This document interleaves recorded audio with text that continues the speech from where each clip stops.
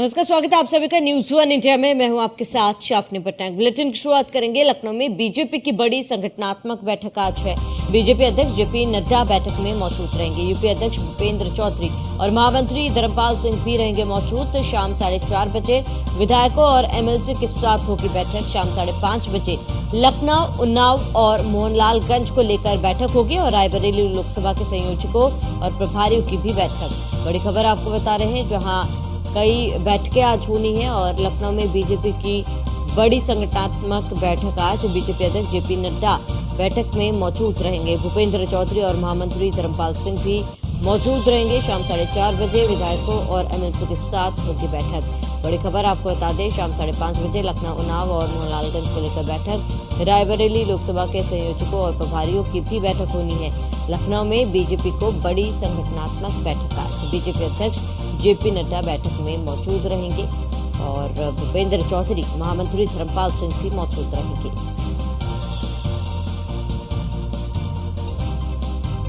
शाम 5:30 बजे लखनऊ, उन्नाव और मोहनलालगंज को लेकर बैठक होगी। रायबरेली लोकसभा के संयोजकों और प्रभारियों के साथ भी बैठक। लखनऊ में बीजेपी की बड़ी संगठनात्मक बैठक आज है। बीजेपी अध्यक्ष जेपी नड्डा की अध्यक्षता में बैठक होगी और भूपेंद्र चौधरी, महामंत्री धर्मपाल सिंह भी मौजूद रहेंगे।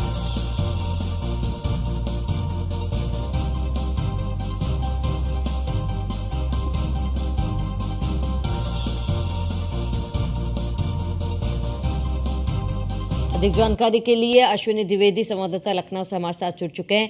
आप अश्विनी, क्योंकि अहम बैठक आज है, बैठक को लेकर क्या जानकारी, किन किन मायनों में ये बैठक महत्वपूर्ण होगा? बिल्कुल बता दें आपको कि अब सबसे महत्वपूर्ण, भाजपा के लिए सबसे मजबूत जगह पर लोकसभा चुनाव जो है वो होने जा रहा है। चौथे और पांचवें चरण में कहीं ना कहीं भारतीय जनता पार्टी का प्रतिनिधित्व जहां पर सबसे ज्यादा है, जहां सबसे ज्यादा ताकतवर भारतीय जनता पार्टी अवध क्षेत्र का चुनाव होने जा रहा है। तो ऐसे में कहीं ना कहीं उससे ठीक पहले एक बड़ी बैठक होने जा रही। बैठक जो है राष्ट्रीय अध्यक्ष भारतीय जनता पार्टी के जेपी नड्डा लेने के लिए लखनऊ पहुंच रहे हैं। शाम को लखनऊ पहुंचेंगे। शाम के समय में तमाम जो विधायक एमएलसी उनके साथ बैठक होगी।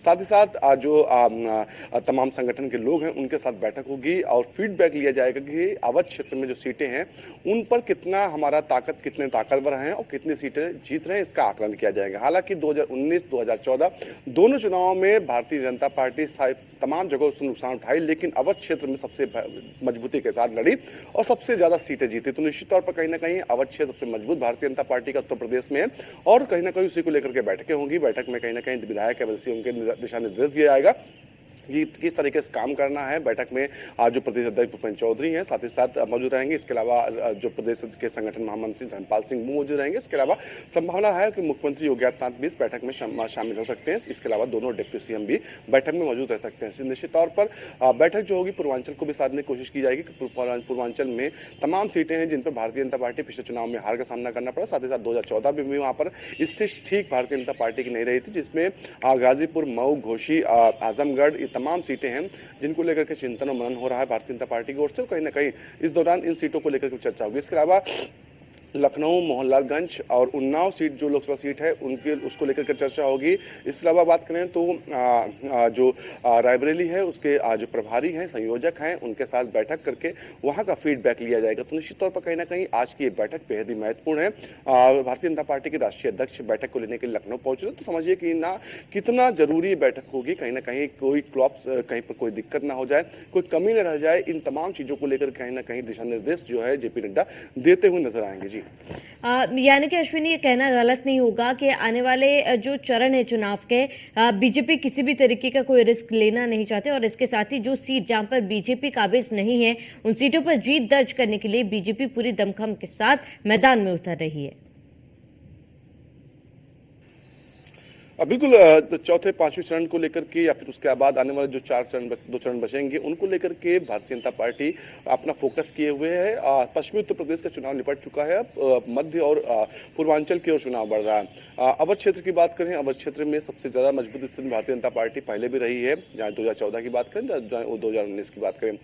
इसके अलावा पूर्वांचल का कुछ क्षेत्र है, गोरखपुर क्षेत्र है, वो काफी मजबूत स्थिति भारतीय जनता पार्टी की रही वहां पर भी। लेकिन जो बनारस के आसपास, वाराणसी के आसपास का क्षेत्र है, वहां पर भारतीय जनता जनता पार्टी ना तो 2014 में कोई बेहतर परफॉर्मेंस कर पाई थी, ना 2019 में कर पाई थी। गाजीपुर, मऊ, आजमगढ़, घोसी तमाम सीटें कहीं ना कहीं अभी भी चिंतित करने वाली हैं भारतीय जनता पार्टी के लिए, और उसी को लेकर के चिंतन मनन चल रहा है। कहीं ना कहीं उसी को लेकर के बैठक का दौर चल रहा है, और बैठक में कहीं ना कहीं तय किया जाए किस तरीके से चुनाव लड़ना है, आने वाले समय में कैसे विपक्षियों को मुंह तोड़ जवाब देना है, कौन कौन से मुद्दे होंगे जो पूर्वांचल के उठाने हैं या फिर मध्य अवध क्षेत्र के उठाने, क्योंकि पश्चिम के मुद्दे कुछ अलग हैं, अवध क्षेत्र के और पूर्वांचल के चुनावी मुद्दे अलग हैं। तो ऐसे में कहीं ना कहीं अलग अलग क्षेत्र के हिसाब से, क्षेत्रवार के हिसाब से इन मुद्दों को उठाना है, क्योंकि पूर्वांचल और अवध की बात करें तो राम मंदिर का मुद्दा यहाँ पर काफ़ी लोगों के दिल में घर करता है। राम मंदिर में लोग ज़्यादा जुड़े हुए क्षेत्र के लोग हैं, तो ऐसे में कहीं ना कहीं जब राम मंदिर का मुद्दा इस क्षेत्र में उठेगा तो उसका निश्चित तौर पर उसका फायदा भारतीय जनता पार्टी को मिलेगा। आज जेपी नड्डा शाम 4 बजे के आसपास जो है बीजेपी कार्यालय पहुंचेंगे, उसके बाद बैठकों का दौर शुरू होगा। जी ठीक है अश्विनी, तमाम जानकारी के लिए आपका बहुत बहुत शुक्रिया।